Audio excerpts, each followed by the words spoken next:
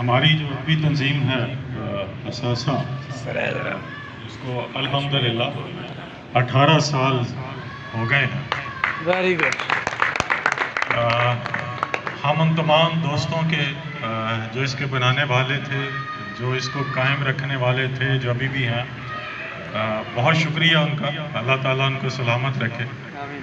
جیسے صاحب دادا صاحب نے بھی کہا کہ ادب کی جو ترویج ہے وہی ایک مین جو مقصد تھا۔ بدقسمتی یہ ہے کہ بحیثیت قوم ہم ادب سے بہت دور ہو گئے۔ ہمارا سوشل میڈیا دیکھ لیں آپ، انتہا درجے کی بے ادبی کو پہنچا ہوا ہے۔ ہم میں سے بھی لوگ شامل ہیں، میں بھی ہوں، آپ میں سے بھی ہوں گے۔ ہم کسی کے بارے میں، وہ XYZ ہے، ABC کوئی بھی ہے، اس کے بارے میں جب ہم بات کرتے ہیں، کمنٹ پاس کرتے ہیں، تو ہم یہ بھول جاتے ہیں کہ ہم نے اگر کسی شخص کے بارے میں کوئی بھی کمنٹ پاس کیا تو اللہ کو اس کا جواب دینا ہے۔ ہم اگر کسی لیڈر کو بکری کہتے ہیں، بکرا کہتے ہیں، یا اور غلط الفاظ میں یاد کرتے ہیں، یا جھوٹا پروپیگنڈا کرتے ہیں، تو ایک ایک لفظ جو ہم نے اپنی زبان سے نکالا ہے، جو ایک ایک لکھا ہے، یہ اللہ کو ہم نے اس کا جواب دینا۔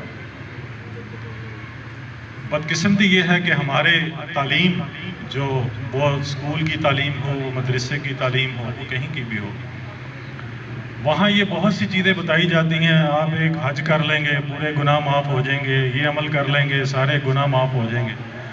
لیکن بدقسمتی سے یہ کوئی نہیں بتاتا کہ وہ گناہ جو اس طرح کے عمل سے معاف ہونے ہیں، وہ صرف وہ گناہ ہیں جو اللہ اور انسان سے ریلیٹڈ، جو انسان کے انسان سے ریلیٹڈ ہیں، وہ اللہ کبھی معاف نہیں کرے گا۔ آپ 100 حج بھی کر لیں، آپ 100 صدقات بھی کر لیں، آپ ہزاروں کی تعداد میں قربانیاں دے دیں، تو کسی شخص، اچھا پھر یہ ہے کہ جیسے یہ مسلم بھائی میرے سامنے بیٹھے ہیں نا، موجود ہیں، میں ان کے بارے میں کوئی غلط بات کرتا ہوں، مجھے احساس ہوتا ہے، میں ان سے جا کے معافی مانگ لیتا ہوں، معذرت کر لیتا ہوں۔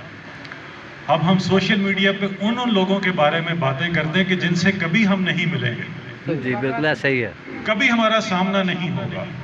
اب ان کے بارے میں جو ہم خرافات استعمال کرتے ہیں، الفاظ استعمال کرتے ہیں، یہ اللہ معاف نہیں کرے گا۔ تو ہمیں یہ بہت سوچ سمجھ کے ادب کے ساتھ، ٹھیک ہے، یہ ہمیں کرنا چاہیے۔ یہ میں آپ لوگوں سے گزارش اس کی کرنا چاہتا تھا۔